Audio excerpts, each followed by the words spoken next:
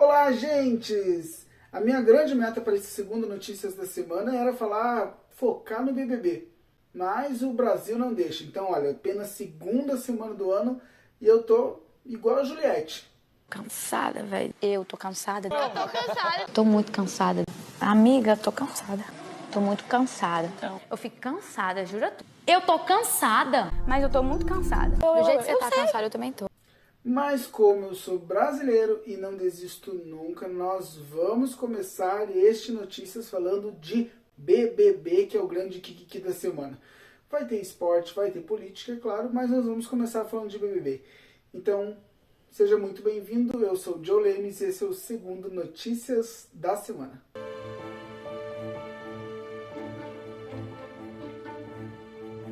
Então vamos começar com o pé direito e vamos começar falando de BBB mais leve, mais tranquilo, só que não, porque nós começamos a falar, na semana passada nós falamos de BBB, que ele possivelmente poderia começar antes do previsto e foi o que aconteceu. Teve Casa de Vidro essa semana, a previsão de que o programa só começasse no dia 16, mas teve Casa de Vidro e uma Casa de Vidro que veio tão rápida quando foi embora. E na Casa de Vidro tinham 4 participantes dispostos a entrar para o BBB, sendo 2 meninas e 2 meninos, mas só um menino e uma menina iriam passar e foram escolhidos pela votação do público. Eu quero começar mostrando para vocês um meme que eu achei maravilhoso, que foi quando anunciaram que ia ter Casa de Vidro, uma fã que representou todos nós que gostamos de BBB, que estava às lágrimas diante da cortina preta, muito antes de começar e de abrir a cortina para mostrar quem seriam os 4 participantes.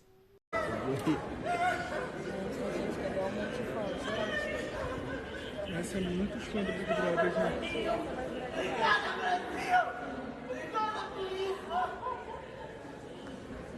Pois é, gente, e a Casa de Vidro veio como um arrastão. Teve de tudo, teve gente de sunga, teve gente famosa, teve ex-participante que foi lá, teve parente de participante que foi lá. Um grande vucu-vucu que aconteceu naquela Casa de Vidro. E teve situações que eu vou contar para vocês agora, mas eu vou ler aqui quem eram os 4 participantes que estavam lá. A primeira delas foi a Giovana, de 25 anos, natural de Campinas, São Paulo, mas atualmente ela mora no Rio de Janeiro. Ela é empresária da área de produtos de beleza. E o que aconteceu com a Giovana? A Giovana acho que foi o mais emblemático. A Giovana acabou não entrando para o BBB, né? Não foi a escolhida, mas a Giovana resgataram alguns tweets antigos dela com frases racistas e as pessoas foram lá com muito ímpeto. Então teve um momento até que ela se descontrolou e falou que não aguentava mais, foi bem caótico. Teve também o Manuel, de 32 anos, que é médico psiquiatra, sempre gostou de estudar e na escola era visto como nerd pelas boas notas. Nasceu em Cuiabá, Mato Grosso, cursou medicina em Barbacena, Minas Gerais. Considera ter sido um período libertador da vida dele. O Manuel estava torcendo pelo Manuel, acabou não entrando. E uma coisa que eu achei fofa do Manuel, que viralizou e repercutiu por aí, foi que o Manuel deixou um vídeo para os seus pacientes de psiquiatria falando que passariam um tempo longe, mas que eles seriam bem assistidos. Tinha a Paula, de 28 anos, que é natural de Jacundá, no Pará, biomédica, trabalha com laboratório de análises clínicas e tal. E ela representou todos nós, porque ela falou que ela estava ali pelo dinheiro, porque ela precisava pagar as contas dela. Me senti representado e votei nela e ela passou. E teve o Gabriel, que também foi escolhido, de 24 anos, de Ribeirão Preto, interior de São Paulo. Enfim, o grande destaque do Gabriel foi o quê? Ter ficado com a Anitta. E é sobre isso, tá? E teve aí o casting todo, teve o Big Day, né? O Big Day foi na última quinta-feira, que foi revelado durante o dia todo a programação com os participantes do Pipoca, do Camarote, e ficou aberto o sinal, ficou passando aí também lives o dia inteiro, até as 11 horas da noite, das 10 da manhã até as 11 da noite, com várias pessoas, vários entrevistados. Uma das críticas que vieram no Twitter imediatamente foi que parece que o casting do BBB foi escolhido numa academia, porque são todos bombadões, fortões, pessoas muito bonitas, mas sentiram a ausência de representatividade de vários tipos de corpos. E é uma verdade, tá? Outra coisa também é que parece que vai ter um Grey's Anatomy que vai ser gravado lá dentro, porque tem médico, farmacêutico, tem várias pessoas relacionadas à área da saúde, então, olha, bombou o negócio. E uma outra crítica que eu coloquei aqui também, os pipocas, tinham pipocas que tinham uma quantidade de seguidores nas redes sociais muito grandes, que já davam para ser considerado quase como camarote. Enfim, Isso foi a apresentação do Big Brother, a apresentação dos Brothers. Vão ter 22 participantes, sendo a maioria deles pipoca. Espera que venha bastante movimentação do jogo, então vamos esperar para ver. Então o Big Brother começa oficialmente no dia 16. A casa tá legal. Teve gente que criticou que ela tá muito poluída, mas a ideia é essa mesmo, é que a casa do Big Brother, como é uma casa de conflito, que ela seja colorida para causar instabilidade nas pessoas. Eu amei o banheiro no maior estilo casa-cor. Achei chiquérrimo. Gostei de alguns móveis da cozinha. Tô ansioso para ver como que é o quarto do líder. E uma coisa legal, uma novidade do Big Brother desse ano, é que na piscina tem um bar na piscina, bar molhado que chama. Achei chique, tirou aquela banheira que tinha lá antes, vai dar mais movimentação e a academia tá mais legal, enfim, vamos esperar que dia 16 comece o Big Brother. E agora vamos mudar de pauta, porque o Brasil não nos deixa passar uma semana sem falar de política. No primeiro Notícias da semana, eu comecei falando bastante sobre a posse do presidente Lula, porque era o grande evento e o Brasil até figurou a capa do New York Times, mostrando um pouco da diversidade que subiu a rampa. O que nós não esperávamos é que, logo depois de eu lançar o vídeo da semana passada, uma semana depois da posse, aconteceram atos terroristas na capital do Brasil e o Brasil foi parar novamente na capa do New York Times, mas agora pelo aquele absurdo que foi a invasão do prédio dos Três Poderes e a destruição do patrimônio público. O dia 8 de janeiro vai ficar marcado como um dia em que atos terroristas depredaram os 3 mais importantes sedes da democracia brasileira. A sede principal do Judiciário é o STF, Supremo Tribunal Federal, o Congresso, que representa as casas, a Câmara dos Deputados e o Senado juntos, que é a alta instância do Poder Legislativo, e o Palácio do Planalto, que é a sede do governo federal, que é a mais alta instância do governo do executivo do país. Na tarde desse dia, tinha previsão de uma manifestação bolsonarista, mas eles acabaram descendo, está sendo investigado ainda se houve conivência de algum setor ou não, mas eles destruíram, e isso não tem justificativa, destruíram patrimônio público, destruíram obras de arte, atentaram contra a nossa história. É sobre o desrespeito, é sobre extrapolar qualquer tipo de limite. Manifestações pacíficas são defendidas pela Constituição Federal, mas um ato de terrorismo se eu não me engano, no artigo 5º, os atos de terrorismo são classificados como inafiançáveis. O que acontece aqui no dia seguinte, depois de toda aquela quebração, de todas aquelas coisas que foram estragadas e foram perdidas ou foram roubadas também, que teve coisas que não conseguiram localizar até agora, teve um símbolo, teve uma manifestação democrática muito bonita, que foi a união de todos os poderes e de todos os entes da federação. O governo de todos os estados estavam presentes, por meio dos governadores ou de representantes, se reuniram com o presidente, com o executivo, o legislativo e o judiciário juntos. Eles desceram a rampa do Planalto e se dirigiram até a sede do Supremo Tribunal Federal, que ainda estava muito destruída, ainda estava sem luz na parte que eles foram visitar. Eles entraram, foi uma imagem bem chocante. E aqui eu faço uma curiosidade que aconteceu, relacionado com o ministro Barroso. O que acontece? O ministro Barroso, numa situação passada, ele usou a expressão "perdeu o mané" para se referir a manifestantes bolsonaristas que interpelaram ele em algum lugar. E ele falou, perdeu o mané. O que acontece é que essa frase foi uma frase repetidamente pichada nas paredes do Supremo.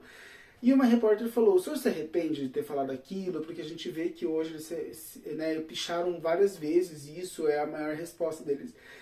E numa tirada sensacional ele falou assim, eu me arrependo só de uma coisa, porque picharam perdeu com L. E perdeu com L dói.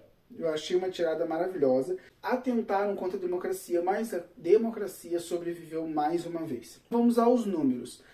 1.500 pessoas foram recolhidas entre domingo e segunda e levadas para a sede da polícia, para serem lá triadas e ver a participação de cada um. Muitas delas vão responder em liberdade, porque tinham muitos idosos quebrando as coisas. E tinha algumas pessoas que tinham filhos menores de idade ou algum problema de saúde muito grave, então esses foram enviados para casa, foi na triagem para responder em liberdade. Outras pessoas foram presas nos ônibus a caminho de casa, tá, gente? Mas ainda tem mais de 1000 pessoas que continuam presas e vão responder, tá? Seja na Papuda, seja na Colmeia, porque a vida é sobre isso. A gente tem liberdade, mas não pode deixar ela virar libertinagem. E também a gente faz um ato, a gente escolhe fazer alguma coisa e depois a gente responde por ela. E isso seja bom ou muito ruim, como foi o caso. Você foi lá, quebrou o patrimônio público, vai ter que responder e pagar. É sobre isso, tá, meninas? Uma das cenas que também essa cena me provocou muito, me doeu, porque eu achei que era o original mesmo, foi de um manifestante com uma via, uma réplica da Constituição Federal assinada, e ele balançava aquilo na frente do Supremo, enfim, acharam, não sei que cidade lá, o cara estava levando embora de lembrança, resgataram, e agora no finalzinho da semana, o Flávio Dino, que é o ministro da Justiça, empunhou, foi uma imagem bem forte, que ele falou que ia devolver pessoalmente para a ministra Rosa Weber, que é a presidente do Supremo Tribunal, ele ia devolver pessoalmente, ele devolveu aquilo como um símbolo de que, mesmo que atentasse contra a democracia, ela sobreviveu, ele ergueu, aquilo foi uma imagem bem forte. Ainda falando sobre política, mas agora de uma coisa muito legal, foi a posse de 2 ministras que eu estava ansioso para ver acontecer, e eu assisti a posse das 2, que é a ministra Aniele e a ministra Sônia, respectivamente, ministra da Igualdade Racial e ministra dos Povos Originários, que deveria ter acontecido no começo da semana, mas por conta da quebradeira ficou agora para o final. Elas fizeram juntas, elas desceram juntas a rampa, foi maravilhoso, foi muito bonito. A deputada federal Célia Chacriabá, ela falou o seguinte: o turbante e o cocar tomam posse hoje. Era a posse da nossa ancestralidade enquanto brasileiros. Eu achei muito bonito, foi muito emocionante. Lógico que foi citado Marielle, e o hino nacional foi cantado numa língua indígena, depois em português. Foi muito bonito mesmo, e deu ali uma aliviada naquela semana tensa que a gente estava vivendo. E agora, gente, o último assunto de política dessa semana, que foi o que aconteceu agora há pouquinho tempo, começaram a se levantar os sigilos de 100 anos do governo anterior. O primeiro lista de sigilo relacionado às visitas que a ex-primeira-dama recebia, ok? Mas o segundo, gente, levantaram o sigilo dos cartões corporativos de Bolsonaro, tá? Assim, o que espantou foi alguns números, e que virou até meme aí, vários memes. Eu até coloquei aqui, ó. Bolsonaro gastou com seu cartão corporativo R$109 mil em refeições em um modesto restaurante no centro de Boa Vista, em Roraima. Tá aqui, gente, tá bom? A observação é que este lugar, porque já foram lá, inclusive teve uma pessoa que foi comer a marmita e fez um vídeo falando como que é, diz que é boa. Mas é bem simples, e a marmita custa R$17. Ou seja, fazendo umas contas por cima, dava para comprar 6 mil marmitas em um único dia, que foi o pedido que está em nota. Então, gente, o negócio é o seguinte: vamos ficar de olho nas coisas da política, ficar de olho no BBB, porque essa semana vai começar, olha, vai estar bem movimentado. E na política vamos ficar bem esperto, porque ontem, eu estou gravando esse vídeo agora na noite de sexta-feira, e ontem a polícia achou na casa do ex-ministro do governo Bolsonaro, Torres, uma minuta do golpe. Então isso aí vai dar um bafafá, gente. Vamos esperar os próximos capítulos, né? E vamos agora falar sobre esporte. E o que nós temos de esporte aconteceu essa semana é mais uma baixa triste, que foi do Roberto Dinamite. O Roberto Dinamite, gente, eu até anotei, porque eu não sou muito relacionado com a parte do esporte, eu anotei aqui. O Roberto Dinamite era considerado o maior ídolo da história do Vasco da Gama, onde ele fez história durante as décadas de 1970, 1980 e 1990. Ele morreu precocemente aos 68 anos em decorrência de um câncer no intestino, do qual ele vinha lutando há mais de um ano. Pulando para a cultura, mas seguindo a mesma lógica, morreu ontem, muito precocemente, a cantora Issa Marie Presley, filha do Elvis Presley. E o que acontece é que ela era muito nova, ela tinha 54 anos. Durante essa semana, ela e a mãe foram vistas no Globo de Ouro, porque tinha um ator que ele estava concorrendo ao Globo de Ouro por ter interpretado o Elvis no filme do mesmo nome, né, o filme Elvis. O Austin Butler. que parece que também ganhou até o prêmio. Ela foi vista na terça, na quinta ela passou mal, foi socorrida, foi hospitalizada, mas acabou falecendo muito nova. Gente, eu fiz uma pausa agora no vídeo para pedir, por favorzinho, ajuda no engajamento, curte, clica no sino, segue, sabe? Se inscreve no canal, manda para as pessoas, ajuda a distribuir isso daí. Tem muita gente que não tem tempo de ficar procurando notícia ou muito não entende. Eu faço um resumão na semana e mando para você, aí você se inteira do que tá rolando, gente. Não é um bom acordo? E para encerrar do jeito leve, eu vim aqui falar para vocês que nessa semana, no dia 13 de janeiro, o Google homenageou uma paranaense. Eu abri o Google lá e vi que tinha uma homenagem, tinha essa imagenzinha aqui, ó. Deixa eu ver se dá. Tinha essa imagenzinha e daí ela estava homenageando os 110 anos de nascimento da paranaense Enedina Alves Marques. Ela era filha de lavrador e uma empregada doméstica e foi a primeira engenheira negra do Brasil. Ela se formou em engenharia civil em 1945 na Universidade Federal do Paraná, a UFPR. E interessante que essa homenagem também acontece no dia em que saiu o resultado da Federal, então mais um motivo para celebrar. E com essa curiosidade leve e muito positiva, eu encerro Notícias da Semana, esse segundo Notícias da Semana. Obrigado por quem assistiu o vídeo da semana passada. Assiste esse, gente, por favor. E vamos levar uma semana leve, que seja uma semana bacana, que eu possa falar aqui de notícias boas a partir da semana que vem. Por favor, a gente vai trazer leveza com o Big Brother, mas que tenha muitas outras coisas. Afinal de contas, falta só um mesinho pro carnaval, gente. Então vamos lá. E ó, ajuda no engajamento aí, gente. Por favor. Beijos de luz, tá? Beijo. Oi, gente, tive que voltar quente aqui no final do vídeo pra colocar um parte a mais no vídeo que eu já tava editando. Eu tô editando esse vídeo na madrugada de sexta, dia 13, para sábado, dia 14. A pretensão é que esse vídeo saia já no dia 14 de manhã. Mas aconteceram duas coisas, então enquanto eu tava editando aqui, passou na TV e eu resolvi vir para falar para vocês. A primeira é que o ministro do Supremo Tribunal Federal, Alexandre de Moraes, acolheu um pedido da Procuradoria-Geral da República para que Bolsonaro seja investigado com participação nos ataques. Isso também reflete um pouco de uma postagem que ele fez na terça-feira nas redes sociais, compartilhando um discurso de que Lula não teria ganho a eleição, criticando ainda sobre o resultado das eleições e a credibilidade do processo eleitoral brasileiro. Então, ele vai ser investigado e isso vai repercutir nas próximas semanas, possivelmente. Outra coisa também é que acabou de acontecer, eu estava com a TV ligada editando aqui e acabou mesmo, foi isso que me motivou a voltar aqui e falar com vocês, é que Anderson Torres, ex-ministro do governo Bolsonaro, que foi secretário de Segurança do Distrito Federal e acabou sendo exonerado, que estava nos Estados Unidos, e tem toda essa questão que já foi determinada até a prisão dele. Ele embarcou, comprou passagens e embarcou nos Estados Unidos. Eles mostraram, agora há pouco, na TV, que conseguiram captar a imagem dele entrando no avião, e ele deve chegar no começo da manhã no Brasil, pelas 5 horas, e como tem um decreto, está decretada a prisão dele, possivelmente ele chegue às 5 horas e já vai ser preso. Então, gente, quando esse vídeo sair, ele já vai estar preso, possivelmente, mas eu vim trazer essas informações que chegaram agora. Eu estava terminando de gravar o vídeo, assim eu não fico com nada atrasado para semana que vem. Ai, gente, chega, né? Chega, eu vou tomar um chá, vou terminar de editar esse vídeo, vou postar e vou dormir, gente. Beijo de luz. Ai.